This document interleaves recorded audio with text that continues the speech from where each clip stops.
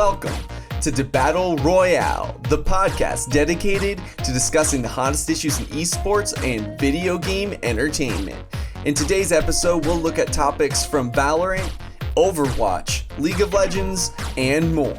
Debattle Royale is a Qrank podcast. Visit our website at qrank.gg to read more listicles and articles about esports. The format of our show is simple.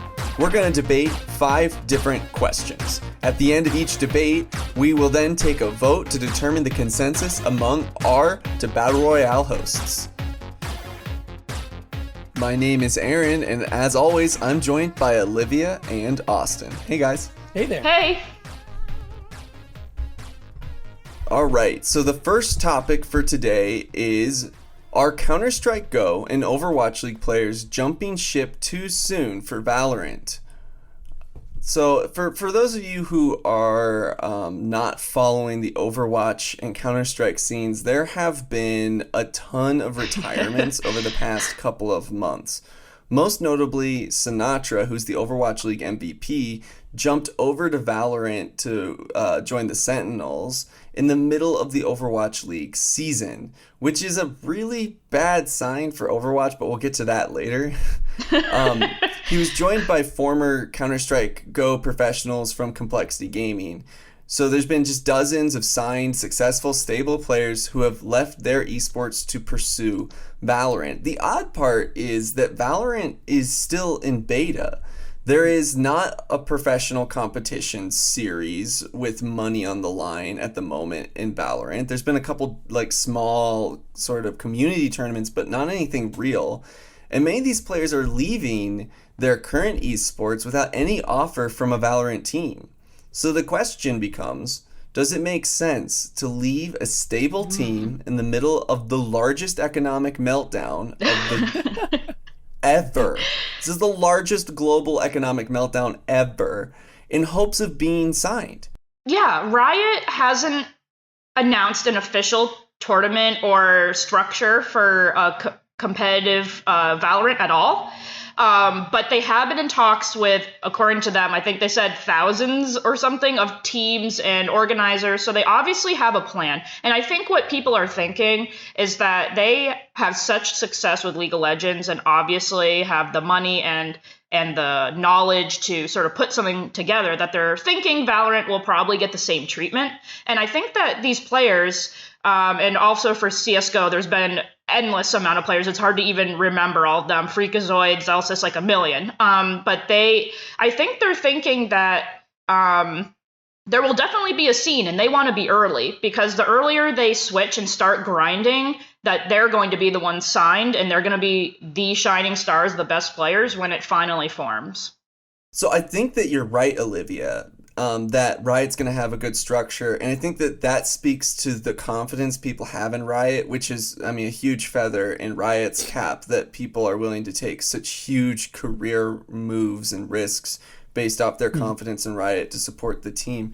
But I guess my concern is that it still feels like it's maybe too soon to leave your job, especially if you haven't received an offer to be signed by another team.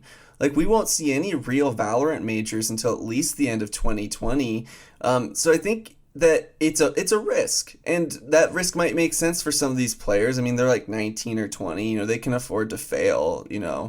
But it's still, I think, maybe too early to make that jump unless you currently just hate Overwatch, which is where a lot of these Overwatch retirees are coming from. Yeah, Sinatra said that he could barely even sleep or something because he hated Overwatch so much or something. Yeah, like we said, we're going to cover why people hate Overwatch later in the show, so stay tuned for that, guys. So I think there's a few different ways to approach the question, too. And I think one is, are you leaving your team and becoming a free agent in Valorant hoping to be signed by another team specifically for Valorant? Or did you talk with your team and your team said, okay, try this thing with Valorant, and then if it doesn't work, maybe you come back or something like that? And then I think also, too, there's the question of, are you willing as a player like if you do, are you so tired of CS or Overwatch or whatever that you'd be okay with being just a content creator? Because in terms of a competitive standpoint, I do think it's a really bold play, real risky. But in terms of like content creation, I think you could probably make reliable money off of Valorant, especially if you are a player like Sinatra or Freakazoid. I think it's sort of interesting that some of the people switching over are not really big players and are mostly content creators who might have been pros in the past or Right. sort of have been in the lower tiers, and they're like making it official, like I'm officially playing Valorant. I'm sort of wondering, why do you have to say that? Like, I think that for those players, like they're in that ground floor type mentality. They're like, I'm not that big in Overwatch. I'm not Right. that big in Counter Strike or whatever, Apex Legends, whatever they're playing. I could be big in Valorant. So I think for them, right? those No, players, that I opportunity makes a lot agree. of sense. They're the people that I would most expect to do this. I just think Yeah. it's bizarre that they feel the need to make a twit longer explaining how they're leaving Right. CS:GO when they could just stream both of them or just silently stream Valorant without making a statement about how that's what they're pursuing. Right. I think feel sort of like bizarre. This kind of goes back to an article we wrote on Qrank a while ago, which is that players really need to stop doing their own PR, because I don't think that's the wisest way to go about trying to land a Valorant contract. But why would they know that? You know, they Yeah. play video games. They're not like communication specialists or anything. right. I mean, I think it is risky if you're really bashing your old game or whatever, and then you have to like go back and be like, oh, whoopsie, haha, funny joke.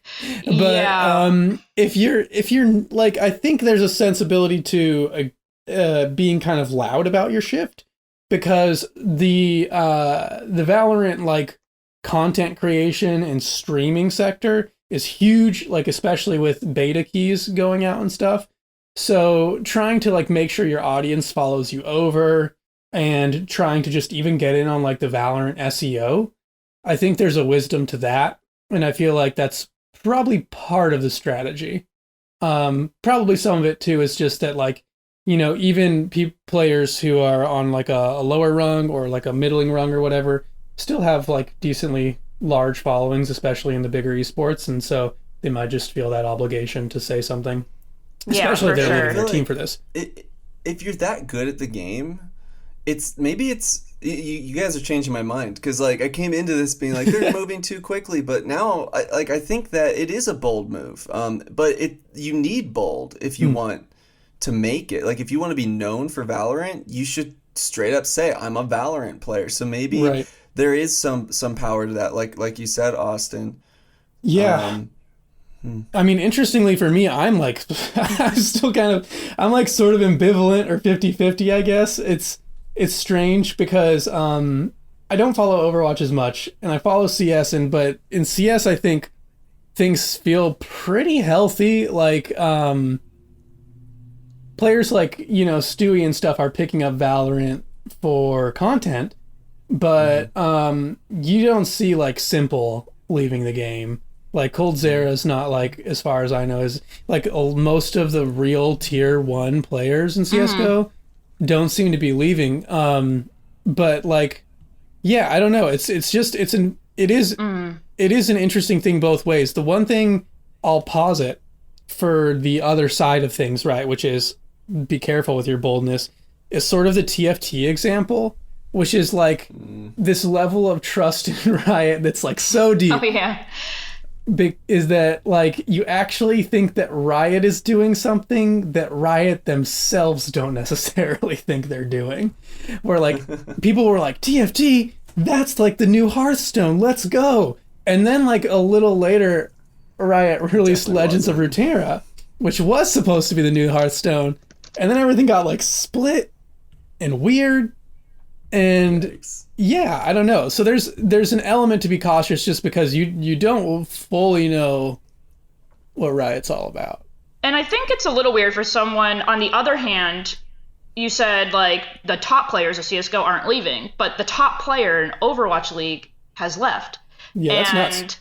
I think it's crazy. He had a steady paycheck, just like League. They have a contract. Large paycheck, right? By Like the way. not even like their minimum paycheck is 50,000, but he's been. I think they said that they know it's over 150. He was 150K, yeah. Yeah, when he started. So I mean, huge sacrifice.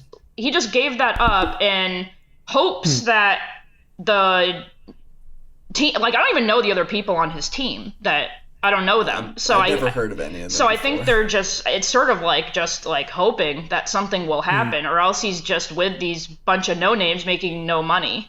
Right. But I mean, at the same time, I guess it's his passion. You can't really knock someone for doing that. But I guess the question wasn't like, is that awesome? Is it smart? And I sort of feel it wasn't smart on his end. And I just sort of wonder why he did it in the middle of the season. Yeah. Did he? What were his reasonings? Was he just super tired of the game? So he didn't even mention Valorant in his retirement. Yeah, he forgot to. He had to mention it after. He was like, "Oh, by the way, I'm leaving for Valorant." I think Sinatra was going to leave whether Valorant was there or not. But Sinatra was wise enough to wait until he got signed. I think he got signed by the Sentinels and then it all happened. But I think that he was going to leave one way or another because the hero pools that we'll talk about later. Like I said, we've hinted at that a lot. So maybe we should move on to a different topic. Did you want to sort of come to a consensus? Okay. Blech. Boy, I don't even know. Okay, go ahead. The movement, or the motion, I should say, was that CSGO and Overwatch League players are jumping ship for Valorant too soon. Those in favor of the motion say aye. And those opposed say nay. Nay. Okay, so that's actually a unanimous vote against, which is interesting because I thought I came in with a different opinion, but you guys changed my view, so that was pretty cool. Woo! Yeah, we're good debaters. Ooh. I'm not gonna lie, I still don't even know what to think about that question. I think that there's good points on both sides, man. Yeah. All right, so we're gonna, and it's probably different for every player. So we're moving on now to the next topic. This one will be Austin giving us the introduction. The topic is Nintendo making their online service worth the monthly fee? Oh boy. This is another one that I'm actually again kind of a little torn on, but I'm sort of just going to lay out my gut feeling going in, which is no, they're not necessarily ripping us off, right? They are I should say, I guess, yes, their online service is worth the fee. And my basic reasoning is just price point. Really, Nintendo is offering an incredibly cheap online service for $20 a year, which is super low for almost anything these days. And compared to Sony and Xbox, they both offer $60, so it's a third of the price. And for a third of the quality. So it's fair. Right, it's kind of a weird sort of way of being fair. It's because it's a third as good as PlayStation or Xboxes, but it's the third of the price. So I don't know. It's tough too because I mean I bought the Switch for Smash. Smash is is my game. I love that game, but there's a truth that the online applies to a ton of things, and other games outside of Smash have good online services. ARMS has good online services. Animal Crossing has actually some pretty good online services too. Though I know, Aaron, you'll have I got some disagreements. I got some shit to say. Yeah, it's been good for me. I have heard some things about connection from people though, and that is definitely a true thing. But point being, there are just a lot of little things that online adds, or a lot of games that do online in a way that isn't as garbage backwards as Smash. So yeah, I mean, I think it's worth it.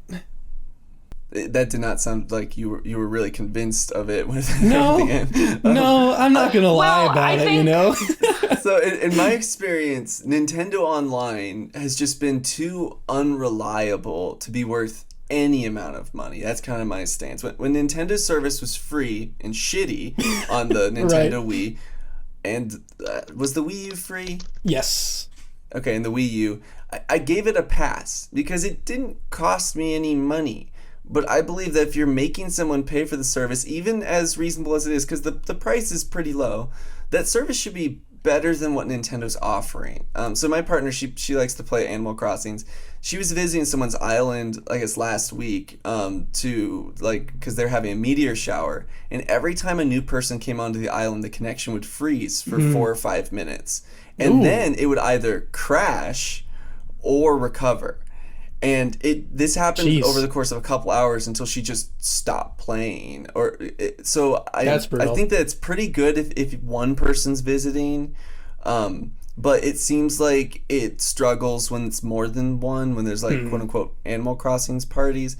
And that's not like the end of the world, but even for me with Smash Online, the network service creates a new meta because it sucks so much. Yeah. Players... not players, I should say, heroes or characters, whatever we call. What do they call them in Smash? Characters are good. Yeah. Fighters. Okay, characters require less precision, can actually succeed more online just because the high level latency. And I've also dealt with a lot of like significant lag on that service. So like it's maybe not even about the money. I just wish the service wasn't so janky. Right. But at the point where online service gets in the way of the gameplay on games like Super Smash Brothers, and like Mario Maker even, and causes like big delays in even simple games like Animal Crossings, for me, I'm not sure that they're giving me my money's worth. That said, I still am more than willing to give them the money, so maybe my words are not consistent with my actions. I think there's an interesting point here about like what is worth money and like expectation and, you know, product delivery to be made. But before I make any more on that, can you guys hear me? Yeah. Yes. Okay. I like couldn't talk for like that whole time. It was really weird. Oh, I'm sorry. Yeah. It's okay. I'm back now. Okay, cool. Dealing with the corona technical difficulties, everybody. So right. So yeah, I mean, because I think like this is like the tricky part of this discussion, because it's like $20 is for a whole yearly thing is a really low amount of money, and so you could attach a really low expectation to it. But there is a truth to like the fact that a lot of things about the way Nintendo does internet are really subpar and really silly. Even like down to the friend code, which is like perhaps the jankiest way. So antiquated. Yeah, like what are we thinking here? You know, they're like going back to the early days of online gaming. I know. You had to swap IPs with people. I know, it's nuts. It's nuts. Like, and so stuff like that is pretty crazy. And then like, even in Animal Crossing, there are a lot of like gripes I have, even when the connection is good, which is just that like you can invite somebody over to your island, but like you can't kind of just casually play because like a lot of the functions are down. So it's like you can't talk to Tom Nook or Isabel. You can't like, you know, you can't like basically just run your island. Yeah, you can't even redo your house. You can't. I know. You can't. It's like, yeah. And I think my boyfriend at the time was like, "Oh, they'll fix that in a patch." I'm like, "No, they won't. Oh, no, they won't. Nintendo just can't deal with that. Like, they can't like deal with something major, like moving something inside of your house. It's so silly.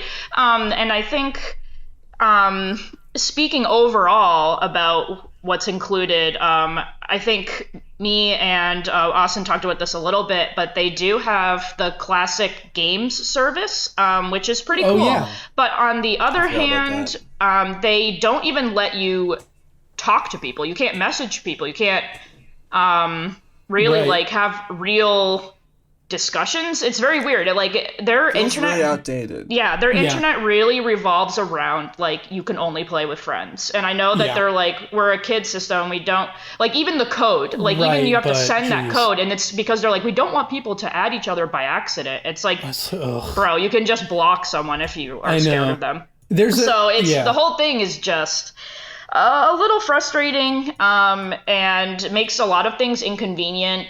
And I think it's still worth $20, but I think going back to Smash, because this is an esports thing, I think that is really important.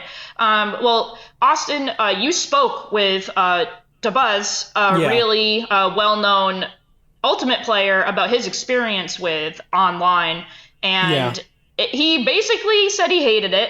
We have an article all about that if you want to check out him basically saying it's terrible. Qrank.gg. So, yeah, did you want to talk a little bit about that? Yeah, I mean, sure. So here, the one thing I'll say really quickly before I do is that is something we have to center on, is that, like, is it worth it, right? Because that's what makes the question tough. If it's just... So it's sort of like... Is it good? Then the question becomes... We all agree so it's worth it.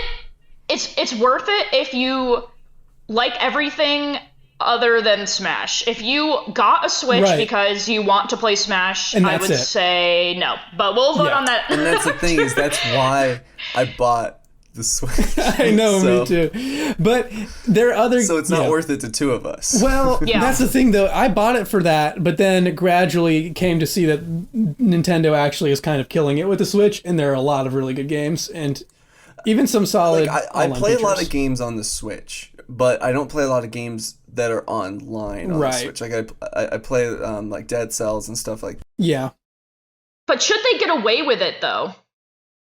Like, should they get away with having such bad internet just because some games are fine with it? I think it's hurting them. I think it's hurting them because even at the cost that it is, right, the low cost of $20 a year, like, I don't want to use the service, which means that I'll probably just cancel it at some point when I'm no longer feeling like playing Smash online, which could be any month now. You know? So let's talk about that. Like, I think you touched upon Evo a bit in your piece, right, Austin? Yeah, a little bit, yeah. So how do you think that's going to go down? I mean, with Evo, it's just going to be... it's going to be the question of, like, they're probably going to have Ultimate on the lineup no matter what, but it's going to be a question of how much the TOs, like, follow what's going on and how much they decide, like, Ultimate, whether or not it deserves that main spot, and, like, how much they're going to adjust who deserves what based on the net play of the game. And that could actually be really game-changing for Evo as a whole, because a lot of games that aren't necessarily tier 1 have actually, like, S-tier net play, as where the tier 1 games don't. So it could change up how Evo works, which would be interesting. But if they do just do it traditionally, you're going to see, like, a fucking hilariously lackey Evo Sunday. And yeah, there's a good chance that it's going to be really embarrassing for Nintendo. But the thing is, like, with Nintendo that's tough is just that, like, they're really slow to adapt to certain things, and they're very bottom line heavy. So it's hard to tell how much it matters to them. Like, yeah, and I know that they do listen, and they are aware as a company more than people often think. Oh, they know it sucks. Yeah, right. Well, they're just not doing it. should the tournament for Ultimate at Evo and any of these online tournaments they've been posting, like the quarantine whatever series, should these count towards players' standings when the best player in the world is getting beat by an unknown Best Ness? Because Best Ness, credit to Best Ness, he is ranked on the PGR. He's like, I believe in the 40s, and he is a good player, and he was getting better and better results. And he's, like, sponsored by Armada, which is not, like, you know, a tiny esports company. So yeah, he's got stuff going on. But take that back. It is true that, like, things change a lot, and it shouldn't count to the rankings for, like, something like the PGR, and the PGR has, like, ceased basically. That's what I was until wondering. The quarantine is done, so it doesn't, and that's good. I do think you could compile a separate ranking that would be a lot more just for fun and for content purposes and for the ecosystem, which could be like a Wi-Fi ranking. And there is one that already exists. It just doesn't have a ton of traction. And I don't know necessarily, like, if it's, you know, taking full advantage of this quarantine thing or not or whatever. Yeah. But, like, yeah, that could be kind of cool. But yeah, it really does change stuff. And I mean, the weird thing about the Wi-Fi that I found in the research for the article was just that it is almost like a separate meta. It's like It's almost like there are new people who get better. Like Bestness all of a sudden becomes one of the best people in the world because of the character he plays. But that's also a function of how it is offline sometimes too. Like fighting games aren't fair, you know? Sure. So there's an element to where like skill matters, and you can game online, and you can have a better mentality for online, and you can have a better character for online. But all that said, it's a shittier game. It's less interesting. The combos are less consistent. The characters that do well are less liked. It's less fun for the viewer. It's less fun for the player. Like across the board, it's not like, oh, online Smash is different but just as good. It's different but much worse. Yeah. So let's try to wrap this up. Yeah. So right. So to summarize, what I've heard is that it's objectively bad, but the question is, for the low price of $20 a year, is it still worth that $20 a year? Yeah, and I'll say a quick thing, which is just that a lot of my experience with the Ethernet plugged in has been pretty decent for other games other than Smash. Like I haven't had the same Animal Crossing big party problems. But it is kind of unfortunate that the Switch doesn't have an Ethernet port despite that. Yeah. So. All right, so let's vote then. Yeah. The topic is Nintendo's online service is worth the monthly fee. All in favor of that topic, say aye. Aye. Aye. And all opposed, say nay. Nay. We voted 2-1 that Nintendo's online service is worth its very affordable monthly fee. Right. And I think it is a personal question too. I think it is too. I don't think there's a right answer because value, like you said, it's kind of subjective. It's is it worth it to you? And it's obviously, I mean, it's somewhat worth it to me. I don't know if I'll keep it after like forever. So I don't know if it is worth it. Can you guys hear me? Okay, I'm back. Yes, there we go. Okay, so I award Nintendo's internet 40 Sonic rings. Good. You awarded Nintendo's internet 40 Sega Sonic rings. I don't think Nintendo would like that. Well, listen, there are just a few things Nintendo deserves to suck eggs on, and this is one of them. This is one of them. This is one of them. All right. Usually pretty good company in a lot of ways. We are moving on now to the next topic, which will be Olivia introducing us to the topic. And the question is, what esports player should be put on a food product next, and what product should it be? Olivia, if you could jump in and give us a little context for why this is a topic. At the end of April, T1's Faker, basically the most famous League of Legends player of all time, was put on, what is the brand? I think it's Latte. I don't know how to pronounce this. Latte Confectionery.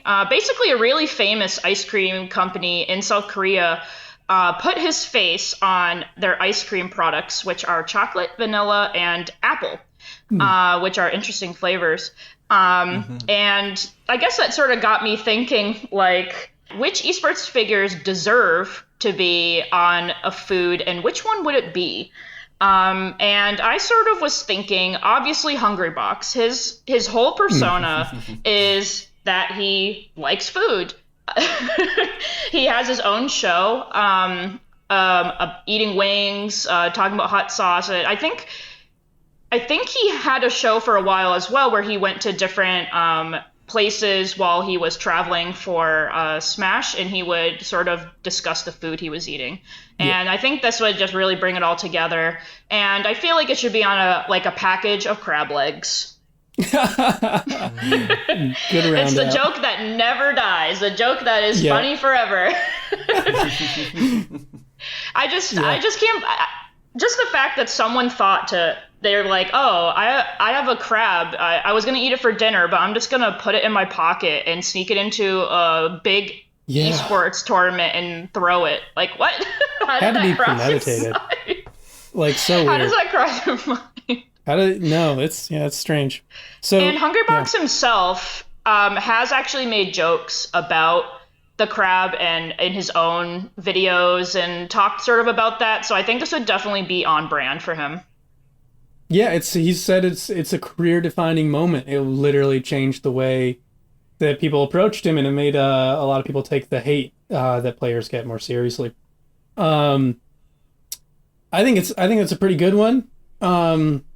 I've got one that's a little bit more humble, but perhaps interesting in its own right. I think that a great product idea would be a power bar made for Simple, the CS:GO player, and you could call it something like Plain and Simple, and it would just be like a sort of like the RX bar branding of just like, here are the ingredients, here's like your protein, here's your goodness, your nutrients for the day, keeping you up to task, getting you That's really ready to perform.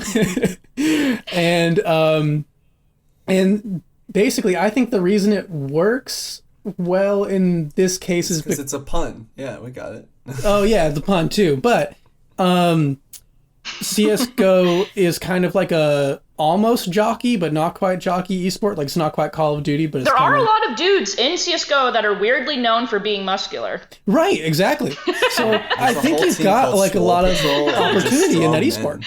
I think that would be a really good one. And actually, going back to ones that exist, Ninjas in Pajamas, the CS:GO team, I believe in 2013, they had the McNip Burger, which is a horrible name, which was a spicy McDonald's burger with roasted onions. I don't know what that was about. And they also did a chocolate bar as a April Fool's joke, but then actually sold a few, I believe. I don't recall if they actually sold or not. That was a long time ago as well. I think Ninjas in Pajamas missed an opportunity there, because I actually have something that kind of segues off that. Oh boy. The person that I think should get their own esports food product is Tyler Ninja Blevins of Fortnite. He's huge. That would make money. It should be gummies to put with your lunch, put in your lunchbox for middle school. No, I have better. I have something better. He should have a cereal called Ninja Stars, which are like Lucky Charms, but instead of them being charms, they're different colored Ninja Stars based off the different colors of Ninja's hair. That's really good. And they could do this. They could also have like Kellogg's little gummy packets too that are like based on the cereal. Yeah, totally. Because Kellogg's actually made a version of Lucio O's back in 2018 as a joke based off the Overwatch hero. So like this is totally in the wheelhouse, and like the Lucio O's were incredibly popular. Did anyone try them? And sold really well. I did. And like Fortnite itself, which is the game that Ninja's known for, is a massive game. It's free and it caters heavily in aesthetic, personality, and preferences to children, which means that I think that there's a huge untapped market there, which, no offense to Hungrybox, but Smash is not nearly the popularity that like Ninja is dealing with. I mean, Ninja was on Ellen, Ninja's been like, he's been all over pop culture, so I think it would be a great partnership for Kellogg's to work with Ninja. Yeah, I think the HBox one would have to be like localized. It'd have to be in Florida, where he's from, or it'd have to be in LA, where people care about Smash a lot. It'd have to be like some like crab company, like some restaurant has that. You'd have to do an MDVA too, because of crabs and Smash there. Gosh, I gotta say that I think these are all winners, and this has convinced me that we just need even more food items to be named after esports people. Guys, I think I figured out our next venture as a group of writers. We're gonna go market this. A super salty TV dinner for Double Lift. Low effort. Takes no motivation. You just get up, put it in the microwave. Oh my god. Oh, you were sitting on that one as well. Yeah, I actually just thought of that during our conversation. I was like, I have to fit this in somehow. This one's pretty good. This is tough. I gotta say I that think that the product wise, I think that Austin's is the best. Like as far as the product itself, I think the I idea see. of plain and simple is like it's a good play on his name. It's a lifestyle brand, which I think is like the best thing to do when it comes to sports or esports. And mine is lifestyle as well. I think yours would sell the most just because That's how I felt, Ninja too. has the most followers. Children like cereal. I mean, you can't go wrong. I mean, in reality, that's the best one. I mean, I feel like that. Yeah, in terms of lifestyle sales. wise. Oh, I sorry. think Yeah. product wise, Austin's is best, but I think mine would make the most money. yeah, I think so too. Yeah. I'm surprised he hasn't been on like some Red Bull thing already. That's a little odd, but maybe because they probably can't target has that at children. On something, that I actually have in my notes. Red Bull's audience, for example, is primarily teenagers who haven't discovered alcohol yet. Yeah. Well,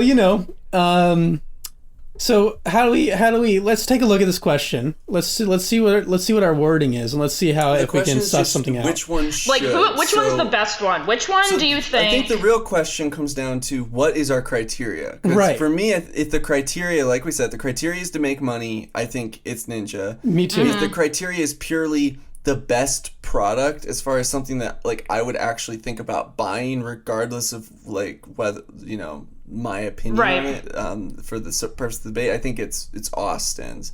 I think the funniest is Olivia's, which is its own criteria. That's true. So I think that we should probably go based off of money, personally, because I think that that's mostly the question. Well, that's why they do it, though. That's why they do it. They wouldn't do it. They wouldn't do it if there was no money involved. So I think that we unanimously have to pick Ninja being on Serial.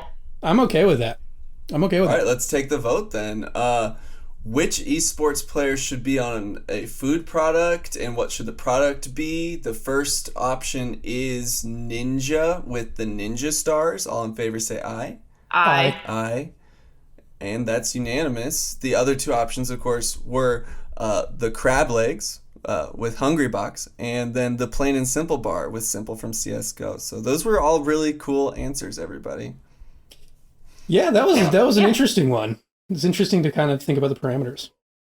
Okay, I will give I guess let's give 30 chicken dinners to Aaron and his disgustingly sugary Ninja cereal. Yeah. Yes, but who are the chicken dinners sponsored by? What's the partnership? For some weird reason, chicken PUBG. dinner, PUBG. It's really weird. It's a Fortnite cereal award being sponsored by PUBG. Don't think about it too hard. Thanks for stealing our product. All right, moving on to our next topic. The next topic is me first, and it is the highly anticipated topic. Are hero pools the worst thing to happen to Overwatch? So the reason why this topic is coming up, so hero pools came up and were implemented back in March into Overwatch League and Overwatch itself. Recently, they actually removed hero pools from most Overwatch games. Now they only apply to Masters and Grandmaster games. But essentially what the hero pool is that they based off of the viewership, the pick rate. I'm sorry, I'm really just all over the place right now. The pick rate of the hero, the higher pick rate heroes can be rotated out. So that players can't play them the next week. Mm-hmm. And this is not a great thing. So several players have actually mentioned the hero pools in their retirement twitlongers as the reason they don't enjoy Overwatch, including Sinatra. Yeah. Essentially, although the hero pools are really good for audiences because the meta is different every week. It feels fresh and new, and it feels unpredictable.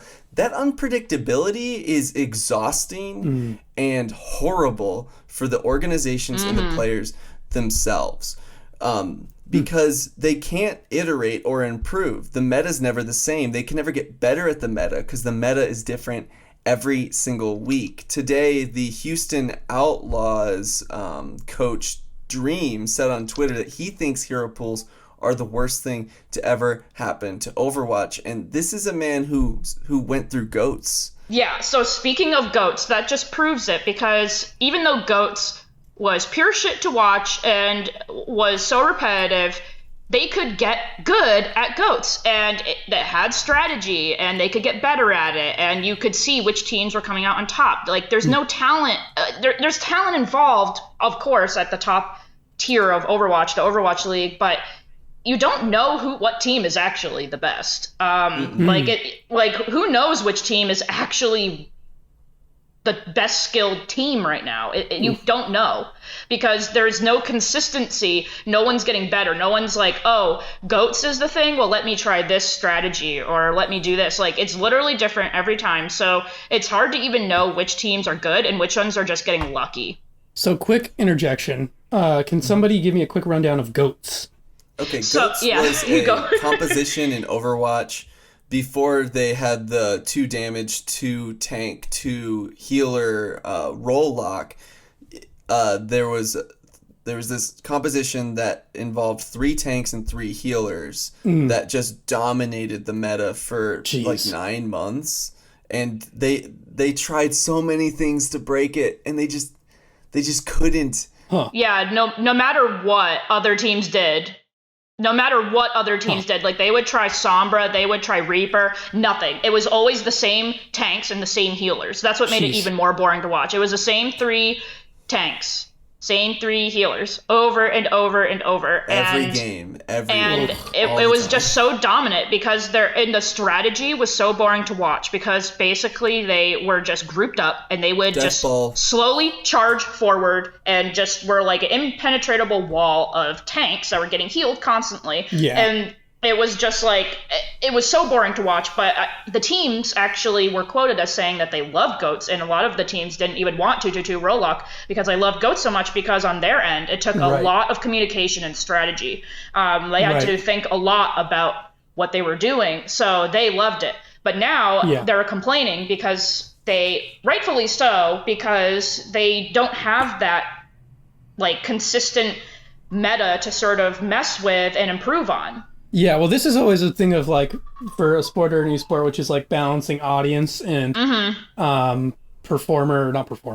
competitor. Audience and competitor, like, happiness is hard. And League kind of had a similar thing where, like, the tower, where the meta for a while was the lane swap meta, and the result was basically that we didn't see 2 out of 3 lanes actually lane. And so audiences kind of hated it, because, you didn't get solo kills, you didn't get, like, dynamic 1v1 champions duking it out. The duels were gone, yeah. But competitors didn't always mind it. Like, some didn't, but some, like, really didn't mind it, because they thought that it was, like, strategic, and there was a lot of, macro game to it that had added depth. And the opposite example is, like, when there was the funnel jungles, which would be really entertaining to watch, because it was like one character, like Master Yi or something, like a hilarious character, would get funneled tons of resources in mid, and then the jungler would just play like a support, and you just get to watch this really weird meta where, like, this, like, pick, you could see if you could fucking stop this pick from just becoming monstrous. But the junglers hated it because they had, like, nothing to do. So it reminds me a lot of those things, but it just seems so extreme, because it's like designed to punish creativity almost. This is kind of something that's bothered me. So a couple weeks ago, the hero meta banned McCree and Widow. They're both hit scan DPS long range threats. Yeah. So a lot of people are like, oh, it's just going to be all short range. But then the Valiant came out with KSF playing Ashe, who is considered the worst in the game, but he played her so well, just insanely well. And they're like, well, this is creative and cool and something we haven't seen before. And he was like, oh, if I choose an off meta hero, maybe it won't get banned. Yeah. Guess who became the meta next week? Guess who's banned this week? Right, it's been a pattern. Basically, the reason people are getting pissed off too is that they keep banning the same ones, because they become the meta. So then when they're gone, people play something else. Then those become banned. So then people are like, oh, McCree's back. So then they all play McCree. So every other week, the same heroes are banned over and over again. It's like a rotating meta.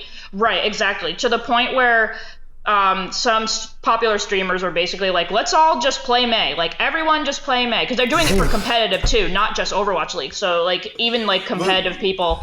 And they changed it because of that, actually. Like, they had it so that the high-level competitive people affected the Overwatch League, like, bans. But then people were fucking with it. Like, by being like, everybody play Mei. Right, exactly. So, they're like, everyone play Mei, so I don't have to see her. Let me ask a few clarifying questions, because... as with all Overwatch debates, I am but an infant to be molded, but the unworked block of wood. So would this be better in theory if it was like a longer period, like rather than weekly, it was monthly or seasonally? Yeah, I think that's a really good idea. If it was monthly, I think seasonally is too long, because then like we just won't see like two of the heroes for like a whole season. That's crazy, but monthly would be a lot better. Yeah. Okay. I think that's a really good solution. Every week they're scrimming against each other. They don't even know what the meta for that week's gonna be until like 2 days before competition. So they can't even practice it.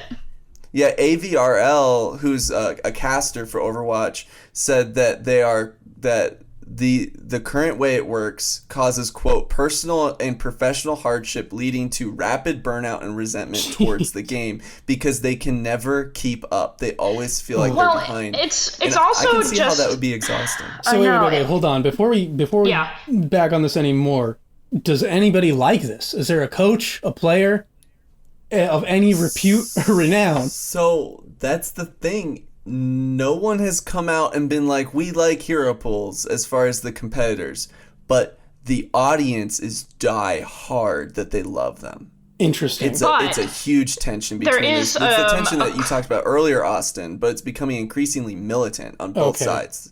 There's a crossover, though, because the fans that watch that also play competitively, they don't like having hero pools themselves. Yeah, that's the irony of it, is that a lot of the same people who are demanding hero pools stay in Overwatch League don't want them to apply to them. Yeah. Right, why would you? They just want to watch people sort of, fuck around with all these different DPS and just come up with all these insane highlight plays, and that's fair enough, but I just think it's so unfair to the players that they can't practice, like, knowing they might practice someone. I mean, they can sort of guess based on the popularity of the heroes if they really, like, search for it and think about it, I guess. But basically, they don't actually know. So they can't... they probably practice a few different heroes that they believe will still remain. But I just feel like they can't truly practice and can't truly be their best when it's changing like this constantly. And it's getting worse as time goes on, because what's happening is some teams, like, this wasn't told about before the recruitment period ended. So people prepared for 2-2-2 roll lock, but not for the ability to adapt to all these different heroes. Right. So, like, San Francisco that is so had true. 12 There people. were some teams that were hiring specialists. So they, like, one team that everyone got really pissed about this, but they took on a streamer that only plays Doomfist. Like, you can't do that kind of stuff when there's a hero pool. Yeah. And the other thing is that on top of that, the fact that they didn't recruit for this, now you have people who are leaving because they hate the hero pool, which leaves the people behind left to catch up all on this slack. Boston Uprising is down to 6 players. The minimum is 8. But they can't keep people. They've had 4 retirements. They've terminated 1 contract. So let's talk about the fan side of this, because I think that it's very clear what's wrong, right, with the competitors and how it affects them. Is Overwatch seeing like a really big boost in viewers? No. Is this bringing people? Is this revitalizing? Worse than ever. Okay.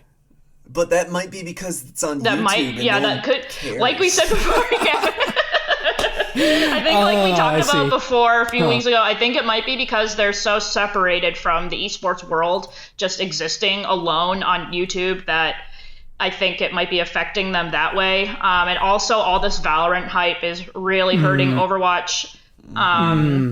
And yeah, it's just a really tough time for Overwatch. And also their big thing that was exciting people was being global and sort of bringing in like fans from all over the world. Well, that's not really happening right now. So their whole Ooh. their whole vision, right? Like their whole vision was being all over the world and hosting these things. So that's just been fucked up completely. So that was their whole like statement, like mission statement and quotes and articles all about it, and now it's not even happening. I just think they really got screwed this year.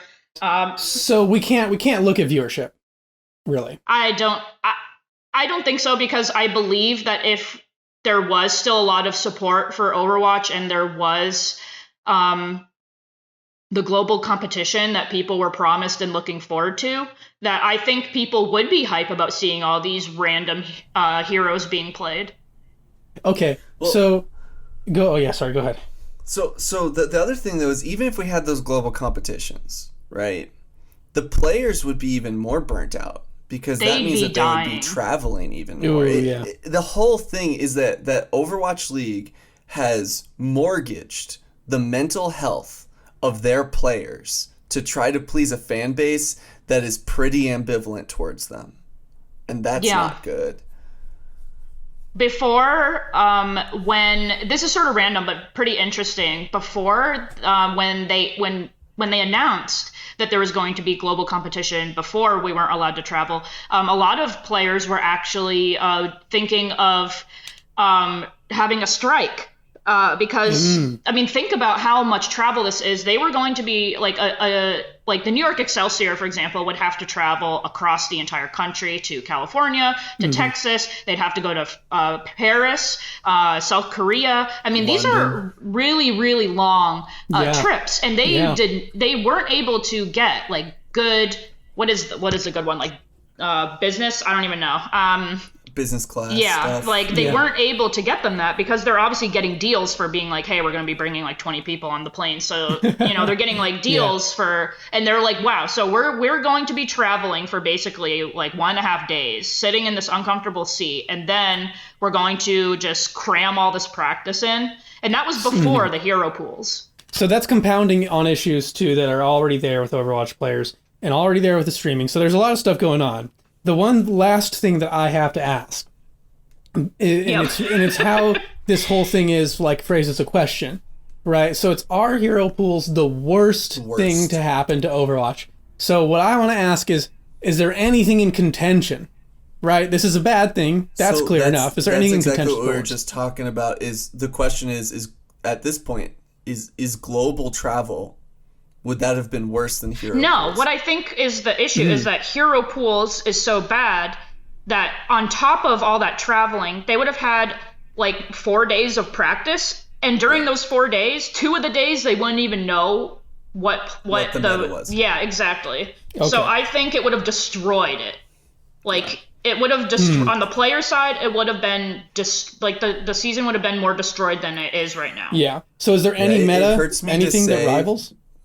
Nothing. There's nothing. It hurts me to say, because I actually really like hero pools. It's made Overwatch really fun to watch. But it's the worst thing. The only other worst thing maybe is their path to pro. You know what I mean? Yeah, that's an issue with. Honestly, now that you bring that up, that might be one. I think that might be worse. Okay, so give me that rundown.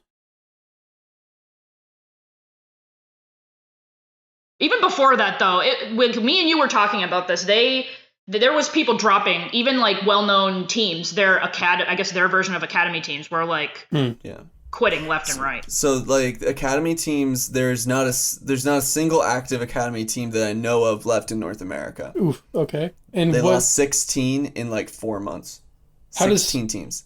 How does that work? Does the league just shut down in North America? Like, what in our academy leagues just like how they are in league? That's the thing. They're still hosting games. They're just finding even shittier contenders teams to take their place. It's really bad. There's no support. I don't think it's worse than hero pools, because hero pools also is part of the reason why tier 2 is collapsing. Because they have the exact same hero pool and the exact same issues as the main Overwatch League people. Okay. So, Olivia, Okay. do you have any? any Well, final remarks? I was almost going to say that last minute discussion of the tier two won me over to say that that's worse. But since it's also affecting them in making it even worse for them, I guess I can't really say that that's worse. Um, It's like it compounds it. You know what I but mean? it's Because the global just travel it's is also such a bad. bad thing because Yeah. there's not a big scene of tier two players that people give a shit about. Yeah. Like I feel really bad, but there's been multiple times where Aaron has been like, "Hey, should I write about this tier two, like the top 10 ones to watch?" And I'm like, "No, we'll get 0 views." It's true. Like and it's just that's- really depressing. Like no one Yeah. cares about them, And that's because neither does Blizzard Blizzard. doesn't Blizzard promote doesn't them. care about them. They don't. I remember back when there was tournaments. They had BlizzCon had their big tournament, Showdown. whatever it's called, Overwatch. The World Cup thing, and Yeah. they actually didn't even pay for the teams to like come over, and a lot of the countries had to do GoFundMe's to even get over there. So a lot of them had to drop out just because Blizzard didn't pay for them to get over there. Yeah. Jeez. So that's- they just that's really super don't bad, care too. about these teams, and they're just not going to get new talent, and then they're going to just all the people that are exhausted and going to leave. There's like the Yeah. people that join, they're no names that people are not excited to watch. That's the problem. Okay. Like we're dealing with the perfect storm for Overwatch right now. It sounds Yeah. like it. They're killing I had no themselves, idea. and it's really depressing because it actually was, besides Smash, my favorite esport to watch. I actually really enjoyed it. I thought it was the best to watch in person. I just really loved watching the action, and sort of sucks. But Yeah. I'm not going to blindly say it's good right now. All right. Well, I mean, I think we got it, right? I think we know it's going to happen. So just for the sake of the ceremony of it all. Yeah. You got Our to keep the tradition. esport, our hero pool's the worst thing to happen to Overwatch. In favor, say aye. Nay. Aye. Aye. Yeah, aye. All right, that's a pretty unanimous one. I'm a little surprised how bad hero pools have been. I think next Yeah. week we're going to have to find some super polarizing. I know. We've like agreed on all of these, which I think is good. It shows that not everything has to be like It's just not always a against fight. each other to be entertaining. And I think the problem is that I feel like a lot of the people listening are going to basically agree with us too. If you don't, feel free to say us know. so. That's Yeah. actually Definitely exciting. throw it up in the We'll take you on. Come go tell us. Maybe Goats is worse. Goats but- sounds funny. I mean, there is But- a case to be made that Goats was bad, but yeah. Or the tier All right, 2 so thing. Yeah. luckily, tier two the last topic, there will be disagreement because we're pitching, so that's good. Austin's going to go first on this Yeah. one. The topic is Fortnite has given us shopping carts, planes, and even mechs. What is the next wacky vehicle that Fortnite should add? Okay. Take it away, Austin. So, imagine this. You're on the battle bus or whatever, and you're like, where are we dropping, boys? And then, That is how they'd be like. that's how Boys it like is. BOIS. Oh, yeah, absolutely. And then it's like, we're dropping into the ocean. And then you fly over the ocean, and then the battle bus drops onto a ship. And then all of a sudden, you're manning a ship, and you're having a pirate battle in the ocean. Oh, and shit. now it's Fortnite 2 Ship of Thieves edition. Holy shit. I thought this was going to be submarines, and I was like, holy shit. This is That'd be even pretty cool, bigger. too. This is a bigger scale. This is like changing like the whole story. Like this is like a whole season. He's Yeah. pitching a game, y'all. I kind of am, yeah. But it's Okay. like, yeah. I think this is awesome. I don't Continue, know Austin. how it would work Me with neither. building and anything, but just picturing everyone in their stupid little outfits dancing No, on I these love- ships is pretty funny. I love the idea of the build fights still happening, but it's all based off the ship, so you have to defend the foundation because everyone's trying to take out the bottom of the build. This is a yeah. great idea, honestly. Yeah, this is more like a sim. It's like, oh, we have a leak on the bottom. We had to go fix that, and everyone just collects materials to nail that up. Yeah, it'd be fun. You like You just have, it would be, and also, I'm just saying, like, you know, Fortnite's whole thing of like sweaty players or whatever, where they're like all defensive and they just build towers and stuff. In Fortnite, Sea of Thieves, you can't do that because you're just on a fucking boat. Where are you going to run? Can't run anywhere. Yeah, this is like real you can teamwork. build out from the boat though, in like a ridiculous, just nonsense. Build like another boat out of your boat. I just love picturing Mr. Peely on a boat. He's the only skin that I like. I like Mr. Peely. Is that his name? Is it? Yeah, I think it is. Okay, I'm like, I hate Fortnite. I don't know. And the banana guy that rots throughout. I just like him. Oh, I think rots? that's funny. That's yeah, cool. I guess he rots rots as he goes, which is sort of interesting. I will give Fortnite. Their cosmetics are good. But yeah. I don't like them at all. I don't know why. Like, the last one that I remember, there was like some big cat bodyguard, and I was like, I hate this. Like, I'm not against furries, but it was a little weird. It is pretty furry. I mean, so that's a pretty interesting one. I took a little different route with it. Mine's a little more less of a brand new game, but so my idea is something that I call the pocket black hole. This item would be an item where when you throw it, it places a black hole, like a mini one, that draws players to it. The closer to the black hole you are, the stronger the gravitational pull. This would be like a legendary item because like a bunch of these would fuck the game up. Like, I want them vaulted. But essentially, players would throw them upwards and they could stick in the sky, and then you could use the gravitational pull to like create super jumps or like destroy people's builds. Yeah, that's good for people trying to get high ground. This is cool. And you could like use it to like slingshot yourself is the idea. Something unique about it would be that it affects all the players, not just the one who used it. So when someone throws it, you'd see a bunch of players like slingshotting themselves in various ways. I think the item would last maybe 30 seconds, and it would like fade over time in its color so that people know when it's like about to end. That way they don't screw themselves accidentally. But I also think that the wacky physics of it would offer a lot of creative potential inside the creative mode. It would be like a useful utility in the arsenal of all the map creators and modders out there. I think more physics tools for modders is always a good thing. Yeah. So I think that's cool that would fuck with the physics a little bit. I think the competitive scene would hate it. But they hate everything, man. That's why I was going to bring up mine, that you're just riding on the back of a giant dinosaur. And basically, I love it so much. And I just love the idea of like a pro player like slamming his keyboard and screaming and ranting to his audience about how the dinosaurs are so overpowered. These fucking brontosauruses, man. The brontosauruses are bullshit. It just would make me die, and I just think it'd be funny. And it would just mess up the game so much. It would totally just be like having a brute again, but they look like a dinosaur. A brute, but it's a dinosaur. That would be so good, especially if it was like a cartoony dinosaur with a cartoony name. Yeah, exactly. It just looks like a goofy fuck, but it's like killing everyone with ease. Yeah. His name is Bronty the Saurus. That would be pretty funny. I like the idea that this. I think that the dinosaur should like eat trees and stuff, and like when he eats builds, he becomes more powerful. Oh god! Because he's like feeding. So now here's the question: which of these ideas does the competitive scene dislike the least? So your idea, Austin. That would not be like, I don't even know if that would be in a battle royale anymore. So yeah, your idea is to just not have Fortnite. So I don't.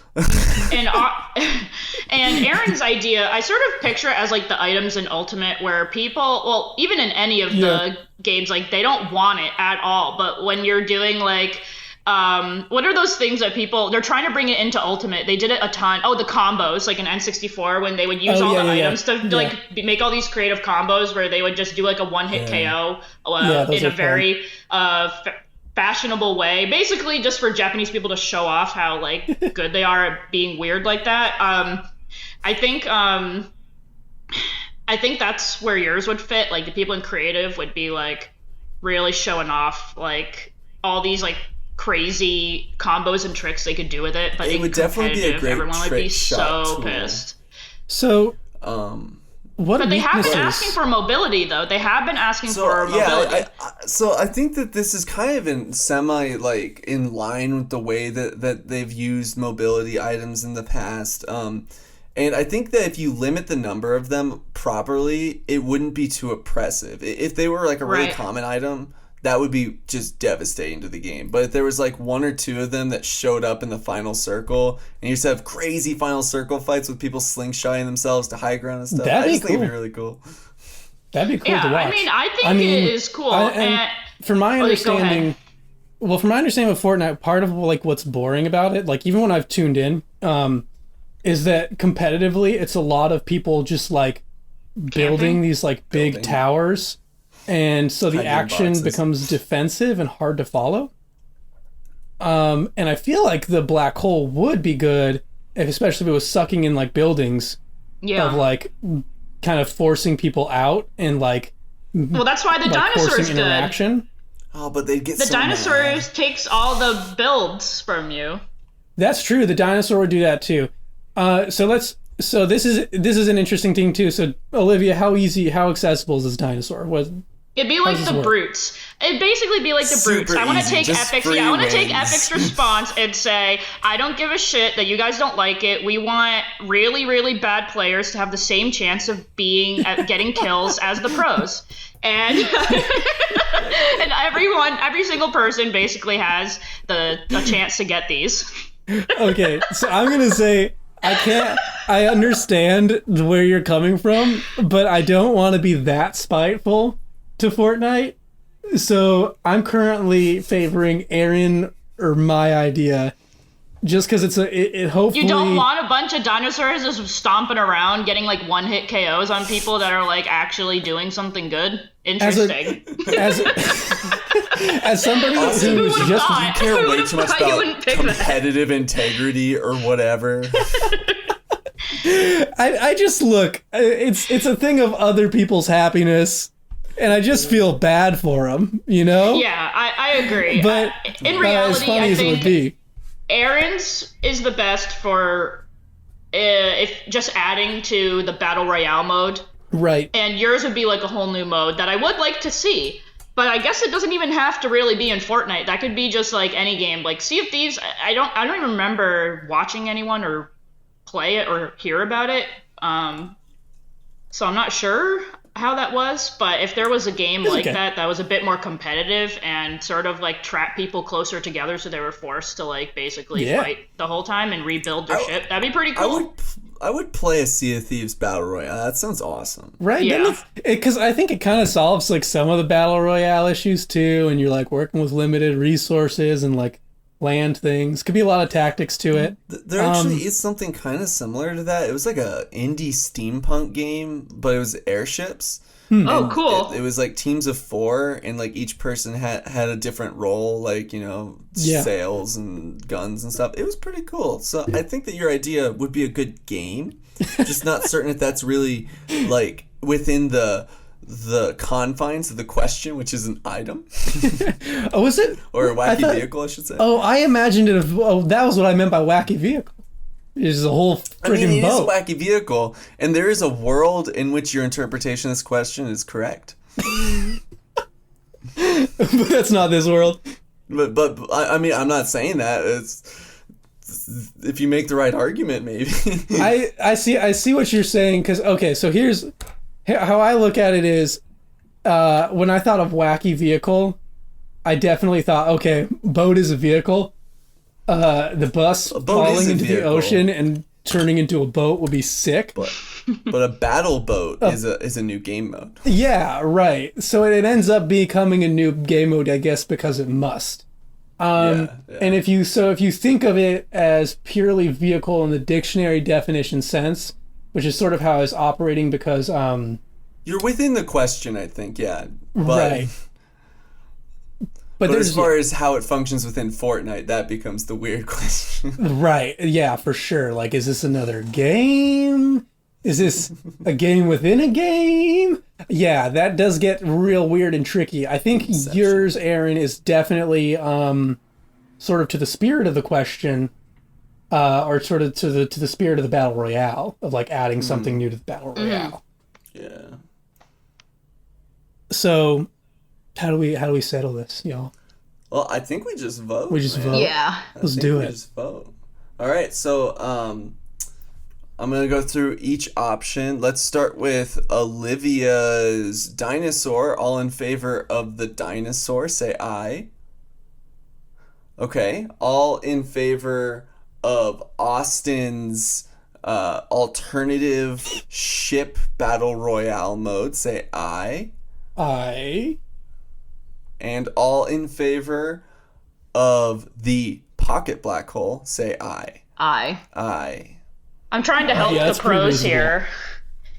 Yeah. So for the sake of It the sounds sick, pros, we Pray for stuck them. with the pocket black hole. I mean, I think the pocket black hole also just offers those nice modding tools, which is cool too. Nice little added bonus. Yeah, I like the idea too of if you could nail the physics and letting like someone do like a fucking super jump up to the top of someone's building or shoot them or something. That seems like it would be pretty cool. People would think that's pretty cool. Yeah. Awesome. Well, that is our last topic today. So thank you everybody for joining. Olivia, do you want to award any final, various video game related points? Do I even that are have any real? prepared? I guess totally I'm gonna What about Valorant orbs? Maybe we give out some of those. Do they- Chug do- jugs. Valorant orbs. yeah. I don't even know. Does Valorant have like its own thing? It doesn't It just has say victory. There are orbs that you can use to charge your ultimate. Oh yeah, I have gotten a few of those. Okay, yeah, I'll hand those out to Aaron in hopes that Epic listens to him. They won't. Really? Epic not listening to someone? You don't say. I think it's funny when you go on like Reddit, you go to the Fortnite Battle Royale page and everyone's like, Epic's the best and we love them so much and we just think that they're the greatest. And then you go over to Fortnite competitive and everyone's like, fuck Epic. Epic's garbage. Trash monsters. I'm like, okay, there's a split between these two communities. That's interesting, man. Yeah, that stuff is. And and those are always interesting. There's a low key one like that with Nintendo too, where a lot of people who are not in tune with competitive Smash at all just get annoyed about competitive Smash people complaining. I can kind of get See it. that. Yeah. Well, that was an awesome episode. Thank you everybody for tuning in and we will see you next time. Goodbye. Debattle Royale is presented by Qrank.gg. Check out our website to find more in-depth esports content. And join us next week for the next episode of Debattle Royale, aka Super Debate Battle Royale Deathmatch.